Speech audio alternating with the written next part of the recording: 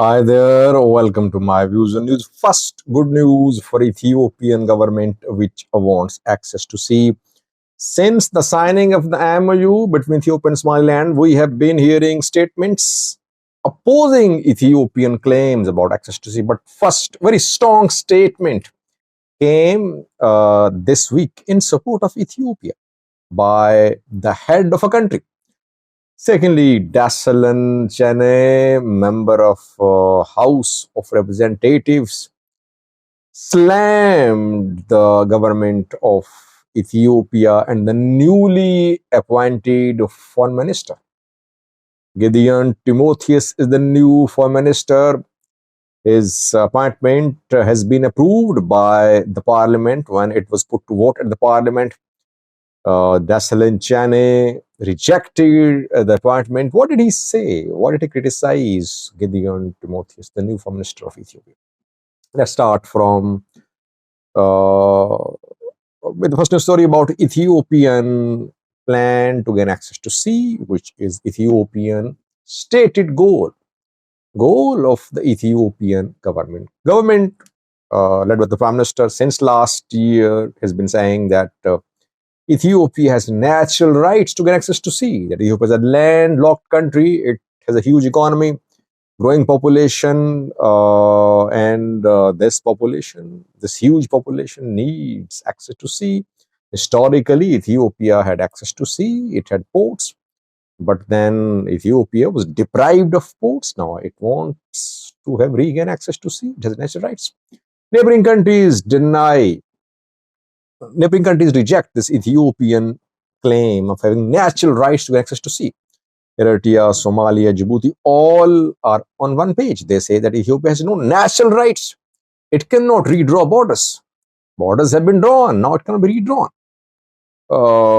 And when Ethiopia signed Memorandum of Understanding with Somaliland in January, we saw an intense diplomatic campaign by Somalia to prove Ethiopian narrative wrong. And we saw statements by UN, EU, Arab League, IGAD, African Union, most supported Somalia's position. No one denies Ethiopian right to gain access to sea, but countries, international community, they say that Ethiopia can gain access to sea only on commercial terms. It cannot just claim access to sea on the basis of what happened or what was the border situation decades ago. It can negotiate a deal with a neighboring country which has a coast and it can gain access to sea. This is what neighboring countries say. Ethiopia says that no, since it's landlocked, its economy is growing, its population growing, it has every right to gain access to sea. First strong statement in support of Ethiopia came this week. I have been covering this issue of access to sea since last year. I have not seen a single statement by any country strongly supportive of the Ethiopian government's narrative.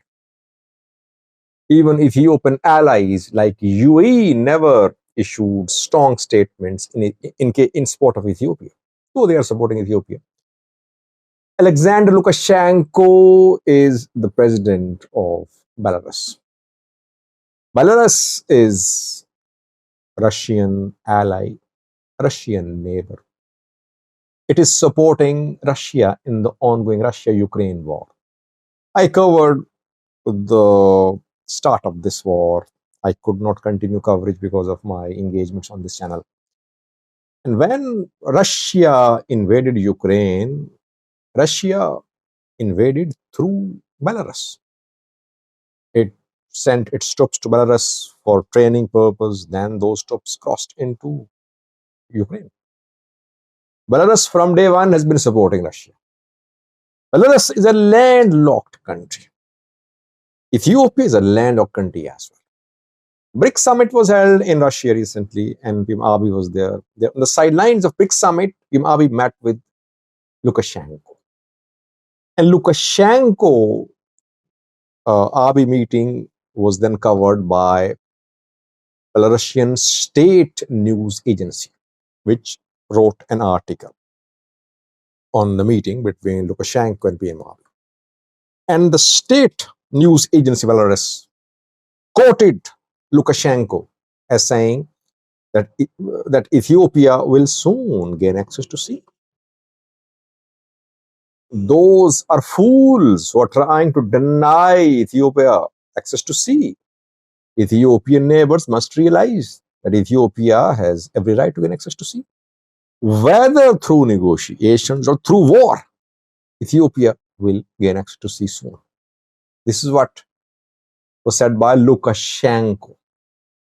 Alexander Lukashenko, Putin's ally in Russia-Ukraine war. Entire West, US supporting Ukraine.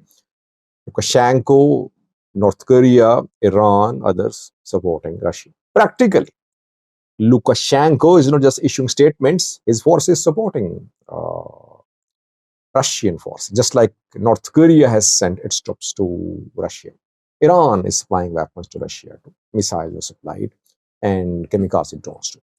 So this is first unambiguous, clear statement by an international leader in support of Ethiopian government's narrative that Ethiopia must gain access to sea because this is what its economy demands, this is what its need is.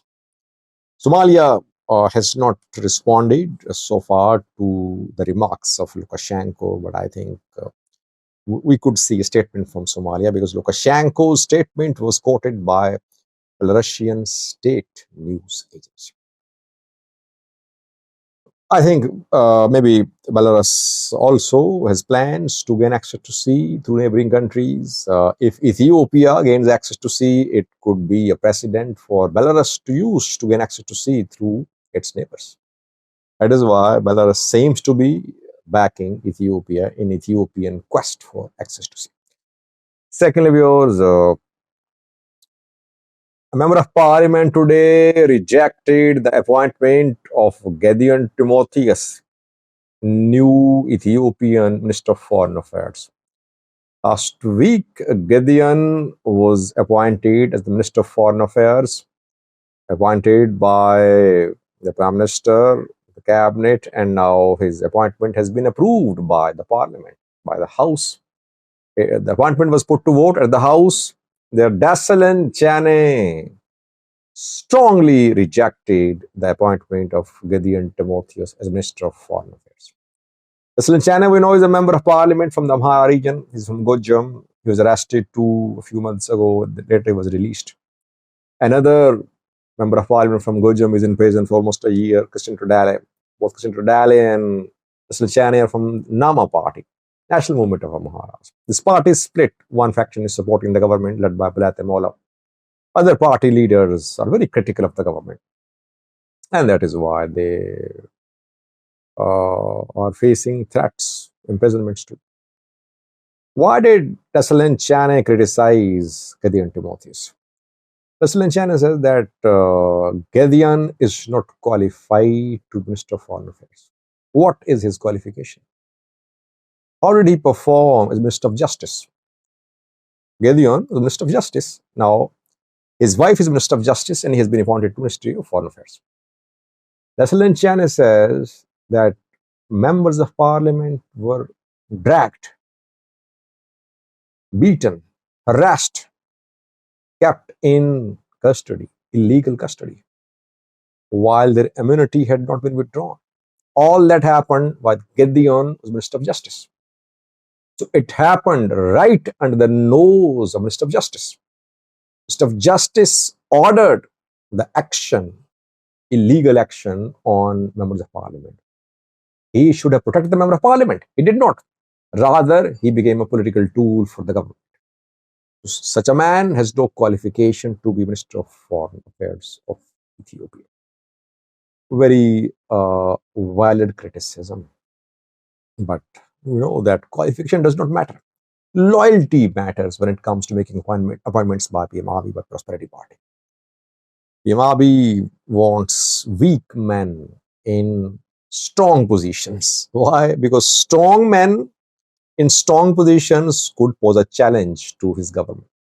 So he wants weak men. Weak men means those who don't have a very strong and sound uh, political background, who cannot conspire against him.